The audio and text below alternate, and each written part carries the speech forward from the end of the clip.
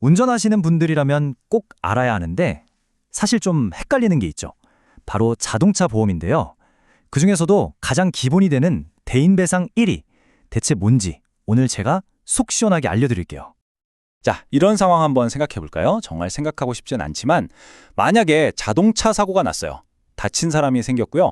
그럼 이 치료비 대체 누가 책임져야 할까요? 이 질문에 대한 답이 바로 우리 사회가 만들어도 아주 중요한 약속, 일종의 안전장치에 숨어 있습니다. 네, 그 약속의 이름이 바로 오늘 우리가 이야기할 대인배상 1입니다.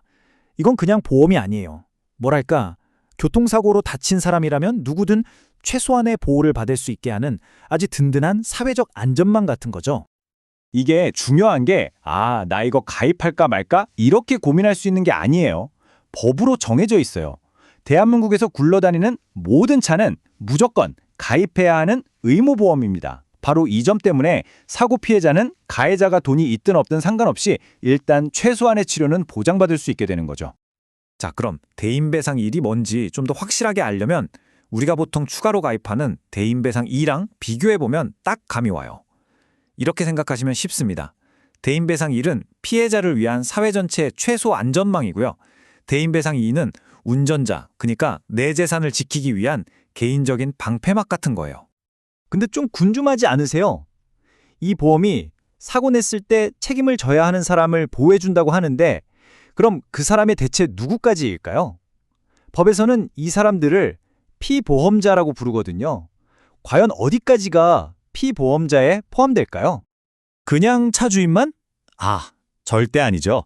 생각해보세요. 우리가 차를 운전할 때 꼭 나만 타는 건 아니잖아요. 가족이 운전할 때도 있고 친구한테 잠깐 운전대를 맡길 수도 있고요. 상황이 이렇게 복잡하다 보니까 법에서도 이 피보험자의 범위를 생각보다 훨씬 넓게 보고 있습니다. 자, 한번 볼까요? 일단 보험에 가입한 본인, 즉 기명 피보험자가 있고요. 또 같이 사는 가족들, 그리고 운전을 허락받은 친구나 지인, 심지어는 내 차를 수리하거나 발레 파킹해주는 정비사 같은 전문가들까지도 전부 이 보험의 보호를 받는 피보험자에 들어갑니다. 여기서 정말 재밌는 포인트가 하나 나와요. 방금 말씀드린 정비사 같은 전문가들 있죠?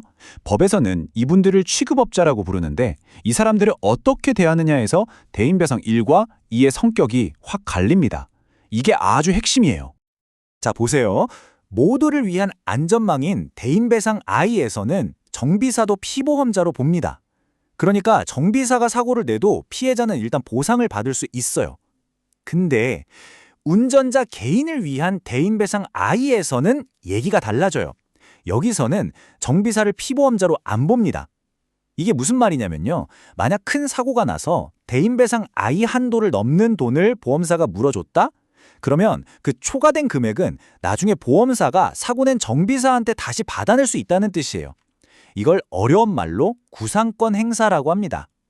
지금 보신 것처럼 대인배상 I는 정말 철저하게 피해자 보호가 최우선이에요. 그렇죠? 그러다 보니까 이 안전망을 거의 뚫을 수 없게 만드는 아주 막강한 원칙이 하나 생겼습니다. 근데 이런 생각 드실 수 있어요. 아무리 그래도 보험사가 이건 절대 돈 못 줍니다 라고 버티는 경우가 있지 않을까? 네, 물론 있죠. 완칙적으로는 딱 하나예요. 일부러 고의로 낸 사고. 당연하겠죠. 보험이라는 게 원래 우연히 일어난 사고를 위한 거지 계획된 범죄를 위한 건 아니니까요. 자, 그런데 여기서 진짜 기가 막힌 반전이 있습니다. 우리 법이 피해자한테 엄청난 권리를 하나 줬거든요. 그게 뭐냐면 가해자 거치지 않고 보험사에 직접 돈을 달라고 청구할 수 있는 권리예요. 만약에 피해자가 이 권리를 쓰면요.